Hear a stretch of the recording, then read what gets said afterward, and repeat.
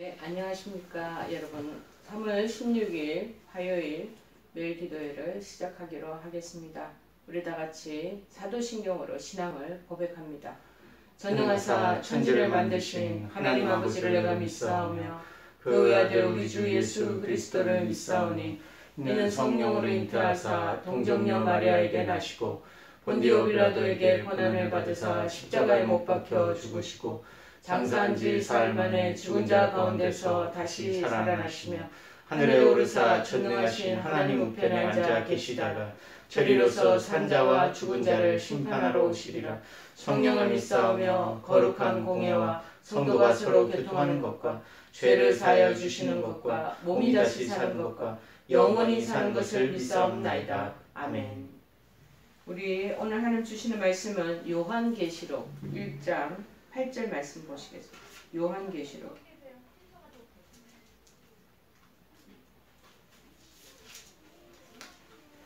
요한계시록 1장 8절 말씀입니다. 자, 제가 봉독해 드리겠습니다. 주 하나님이 이르시되 나는 알파와 오메가라. 이제도 있고 전에도 있었고 장차 올 자요 전능한 자라 하시더라. 아멘. 역사의 주인이 되시는 예수님, 예수 그리스도, 역사의 주인 되신 예수 그리스도라는 말씀입니다. 여러분, 학문에는 여러 학문이 있습니다. 그런데 인문계 학문의 거대한 두 줄기를 말씀드리자면 철학과 신학을 언급할 수 있습니다. 두 학문의 그러면 그 차이점이 어떻게 뭔가 차이가 나는가, 그 과제가 뭔가 하는 것 우리가 잠깐 보면은 철학은 주로 사물과 인간에 대한 인식을 하는 것이 철학의 과제입니다. 그런데 신학이라 그러면 이 학문 중에 꽃이라고도 많은 분들이 또 얘기를 하는데 예수 그리스도와 즉 하나님과 인간에 대한 올바른 인식을 하는 과제라고 할 수가 있다라는 것입니다. 그러기에 우리 예수 그리스도를 따르고자 하는 우리를 이제 성도라고 그러잖아. 이 믿음의 성도들은 중요한 거 누구를 따르는가, 이 예수님이 누군가, 이 부분을 올바르게 이해하는 것이 필요합니다. 만일 예수 그리스도가 어떤 분이신지를 알지 못하고 그냥 따라간다면 그냥 다 가다가 그냥 도로 주저앉기도 하고 그냥 옆길로 새기도 하고 그 다음에 지쳐서 그냥 자포자기도 하고 뭐 이런 여러 가지 현상이 나타날 수 있습니다. 그래서 그분을 왜 그렇게 되냐면은 어떤 분인지를 알지 못하고 그분을 신뢰를 못하니까 그러겠지.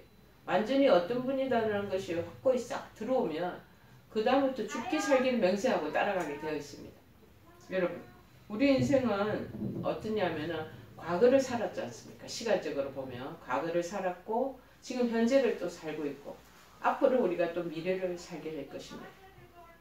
자, 본문에서 우리 주님이 오늘 말씀 속에서 처음과 끝이 되신다. 알파와 오메가다. 그러니까 그리스 문자의 첫 그 알파벳이 알파래요. 처음이라는 거예요. 시작이라는 뜻이죠. 오메가는 그리스어의 문자의 제일 마지막 끝이 된다는 것입니다. 그러니까 알파와 오메가.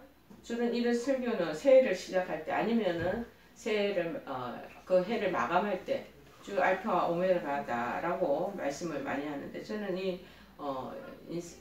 봄의 이 시작을 알리는 이 시점에 좀 이 부분을 언급하는 게 좋겠다라는 마음이 들고 또 코로나 때문에 많이 사람들이 불안해하시고 그러다 보면 불안을 조정하려고 그러는 게 아니라 이 마지막 때가 점점 다가오고 있다는 어떤 징조 그런 상징을 우리에게 보여주시기 위해서 이 재회를 하나님께서 잠정적으로 허락하시지 않으셨나 그런 마음이 듭니다. 언제 끝날지는 모르지만 이런 재회가 이런 또 환란이 자꾸 왔다가 사라졌다가 왔다가 사라졌다 하다 보면은 마지막 종점인 이 오메가 시대가 또 오지 않겠느냐라는 마음이 드는 거죠. 그래서 준비하는 마음으로 이 말씀을 준비했습니다. 우리 주 예수 그리스도께서도 전에도 계셨고 지금도 계시고 장차 또 오실 분이라는 거예요. 자, 우리 주 예수께서는 과거 역사의 시작에서부터 지금까지 아직 마지막 날에 이르기까지 전 인간의 역사를 주관하시고 진행하시는 역사의 주인이시라. 그래서 히스토리, 영어를 역사를 히스토리라고 그러는데 어떤 분들은 그래서 his story, 그 하나님의 놀라우신 얘기다라고 말씀하시는 분이 있습니다. 자, 어쨌든지 이제 역사의 진행 속에서 역사의 주관자가 되시는 우리 주 예수 그리스도를 잘 발견해야 됩니다. 이 사순절 기간에 예수 그리스도를 생각하는 그런 깊이 있는 시간이 되기를 바랍니다. 역사에 있어서 예수 그리스도의 위치에 대해서 우리가 살펴보면은 첫 번째가 이제 언급했듯이 전에도 있었다. 나는 알파 오메가로 이제도 있고 전에도 있다. 그 과거에도 있었다는 거. 이 전에도 계셨다는 말씀 예수님의 과거성을 의미하는 거죠. 우리가 숨기는 예수님은 약 2000년 전에 이 땅에 태어나셔서 존재하실 뿐만 아니라 영원 전부터 그 이전부터 저희들이 인류가 태어나기 전부터 이 우주가 생성되기 전부터 계셨다는 거예요. 그리고 지금 살아계시는 하나님의 아들이시다 예수님이 그렇게 말하고 계십니다. 그분은 이 세상을 창조하실 때도 성부 하나님과 함께 사역하신 분이시다. 그리고 창조 사역의 과정에서 예수 그리스도의 위치는 매우 중요합니다. 여러분 창세기 1장에 보면은 하나님께서는 천지를 창조하실 때 말씀으로 하셨다. 말씀 하나로 천지가 딱 되어라 하고 말씀을 해가 달이 딱 만들어지고 자 만물의 피조물 새와 여러 가지 동물 만들어지고 그리고 우리 인간을 또 만드시고 그 천지 창조에 대한 말씀으로 창조하셨다고 말합니다. 말씀이신 그래서 예수 그리스도를 통해서 이 세상이 이루어진 거라는 거죠. 요한복음 1장 1절에서 3절에도 말하잖아요. 태초에 인류가 처음 만들어질 그 태초에 말씀이 계시니라. 이 말씀이 하나님과 함께 계셨으니 이 말씀은 곧 하나님이시니라. 그가 태초에 하나님과 함께 계셨고 만물이 그로 말미암아 지은 바 되었으니 지은 것이 하나도 그가 없이는 된 것이 없느니라. 그러니까 세세한 곤충 하나도 아주 보잘것없는 그런 지렁이까지도 개미까지도 하나님께서 다 만드신 것. 심지어 바닷속에 있는 각종 어류, 공중에 나는 새 종류, 그 다음에 뛰어다니는 동물, 짐승들 모든 것 그리고 숲과 나무와 여러 가지 그런 희귀한 식물들 하나님 다 만드셨다. 여러분 예수님은 피조물의 존재가 아니라 영원 전부터 이미 살아계시며 스스로 자기 자신이 계신 분이에요. 스스로가 계시고 누구에서 창조된 것도 아니고 스스로 혼자 존립하시는 분이셔요. 그래서 우주 안의 모든 질서와 모든 법칙대로 그렇게 운행하고 계시고 그리고 실제 존재의 근거가 되시는 분이라. 그래서 모든 역사를 주관하시고 계획하시고 이끌어 가신다. 그래서 또한 우리 인간은 오늘 존재의 삶의 근거가 되신다. 지금 이 코로나도 하나님이 이 부분에 대한 것을 이끌어 가시고 주관하고 계시는 거예요. 그래서 어느 정도 시점이 되면 깨닫게 해주시고 마침내 그 부분에 대한 것들 또 거두어 주시지 않겠느냐. 그 마음이 또 있는 거죠. 모든 피조세계의 모든 것을 조성하신 분이기 때문에 우리의 머리털까지도 다 세신 바 되었듯이 우리를 잘 알고 계신다는 거. 제가 때때로 이제 몇 년 전에 비행기를 타고 이렇게 하면은 비행기 그 위에서 상공을 나를 때 밑에 세계를 이렇게 보면요. 야, 정말 성냥갑처럼 너무나 조그만 집들 그리고 잘 길러 있는 그 모습들을 보면서 야, 우리가 그냥 우리 안에서 그렇게 지지고 볶고 하는구나 라는 마음을 가질 때가 참 많이 있습니다. 하나님의 눈으로 보면은 그 아무 별거 아닌 것 가지고 우리가 그냥 거기서 아웅다웅하고 살고 있구나. 선으로 가는 것이 아니라 악을 향해서도 또 가고 있고 죄도 짓고 하나님 보시기에 하나님이 그 부분을 얼마나 관찰하시면서 마음 아파하시겠는가 그런 마음도 이렇게 드는 거죠. 이 코로나를 보냈는데 그 코로나를 대처하는 저들 깨달음도 그리고 하나님 앞에서 정말 믿음 안으로 들어오려고 하지도 않고 끝없이 먹고 사는 거에만 지금 급급하는 그 모습 보면서 얼마나 안타깝겠습니까? 전에도 계셨다는 거예요. 그리고 지금도 계시고 여러분 예수님의 현재성을 얘기하는 거예요.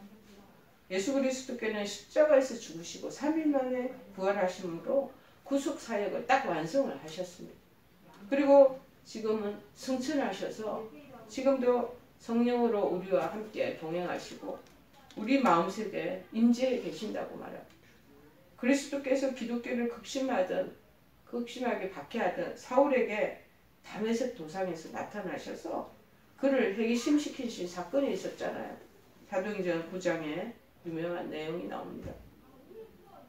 또 그리스도를 증거했다는 이유로 그 다음에 밤모습에서 유배 생활을 하고 있는 사도 요한에게도 나타나셔서 이 글을 쓰게 하셨잖아요.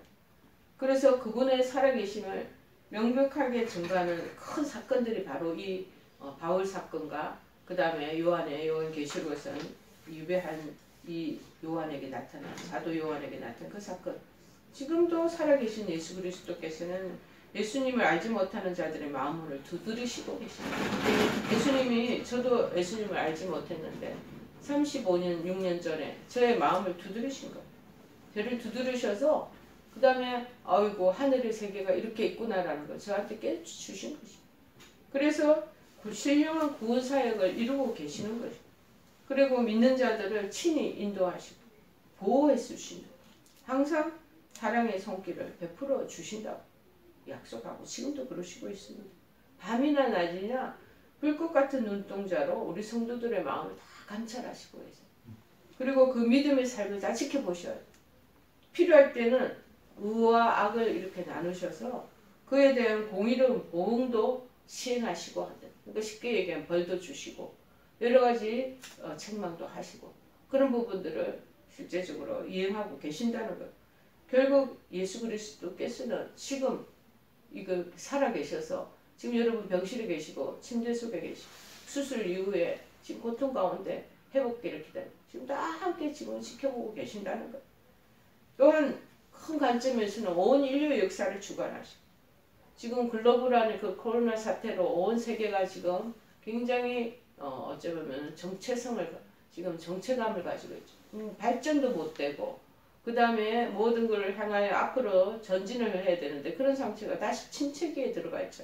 이것도 하나님이 어떤 뜻이 계셔서 딱 지금 스탑시키고 있는 거예요. 개인의 삶도 주관하고 계십니다. 고로 우리 성도들은 지금도 살아계시는 예수 그리스도의 삶에 현주소가 있다는 것을 알고 정말 하나님이 원하시는 대로 그렇게 참되고 옳게 살아가는 우리들이 되어야 되겠습니다. 세 번째는 뭐냐? 앞으로 장차 미래성. 장차 오신다. 미래성을 얘기한다. 자, 만왕의 왕으로 오신다고. 영원한 통치자가 되실 예수님의 재림을 말씀하고 있잖아요. 성경에는 예수 그리스도의 초림, 예수님 탄생하신 그때의 초림, 그리고 십자가에서 돌아가시고 부활하셨지만 사실만은 승천하시고 언젠가는 또다시 오시겠다고 재림에 대한 약속을 하셨죠. 많은 그런 예언들이 있습니다. 그런데 예수 그리스도의 이 초기에 오신 그 초림에 대한 예언이 성취됐잖아요. 마찬가지로 그리스도의 재림에 대한 예언도 반드시 성취될 것입니다.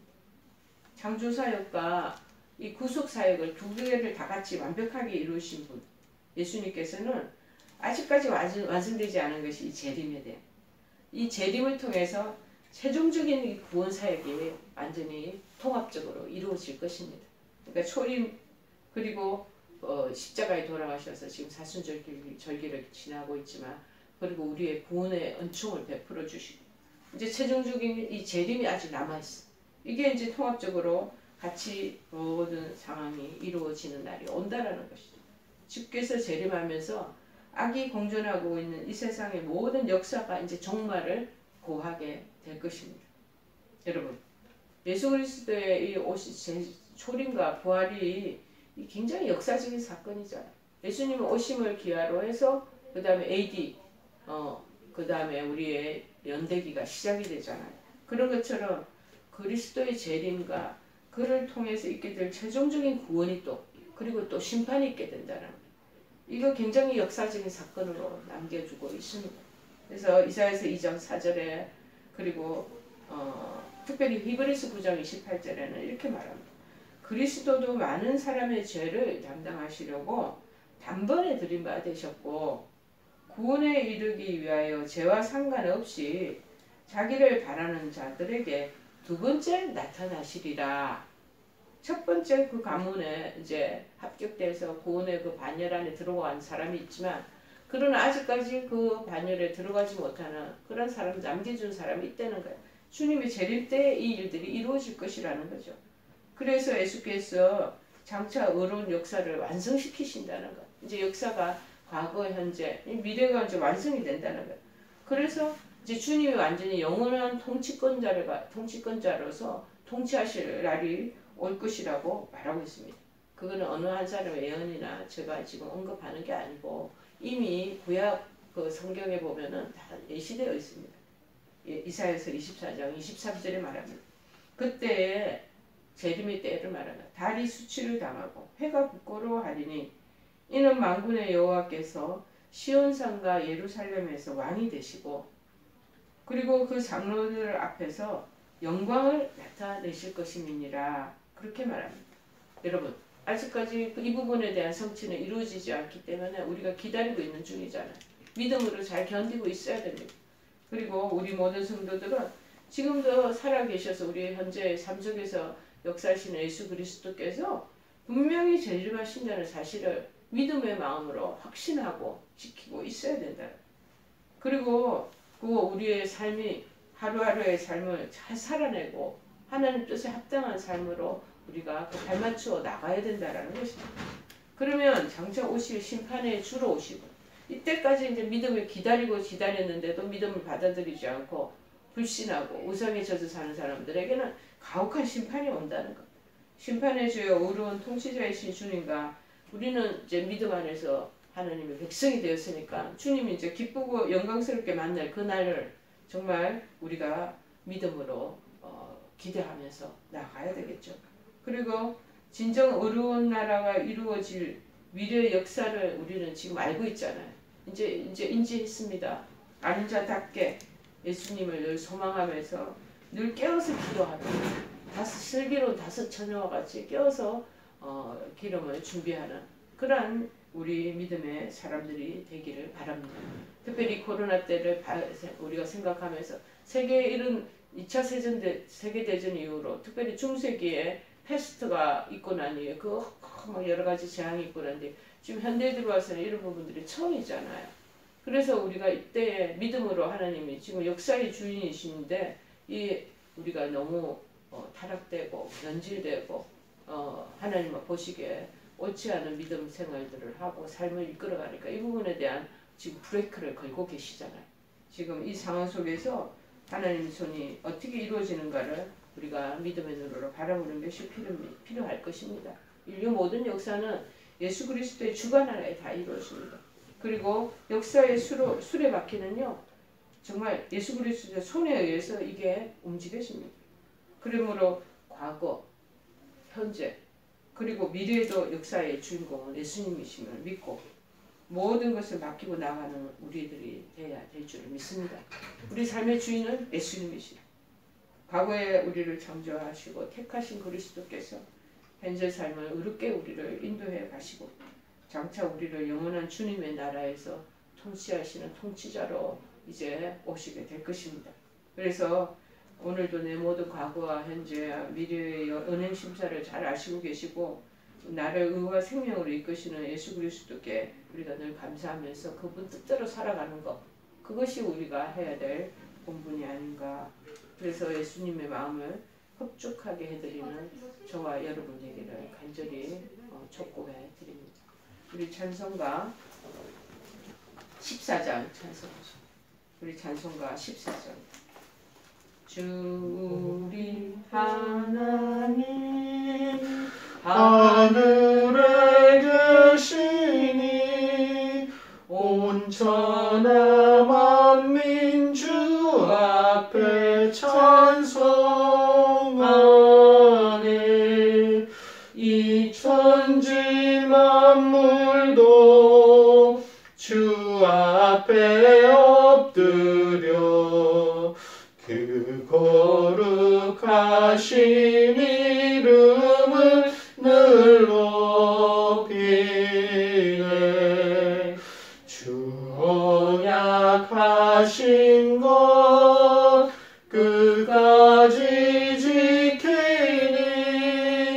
저 하늘나라 향하여 걷가리라. 주 얼굴 배울 때 내 맘이 기쁘고 영원히 주의 영광을 찬양하리.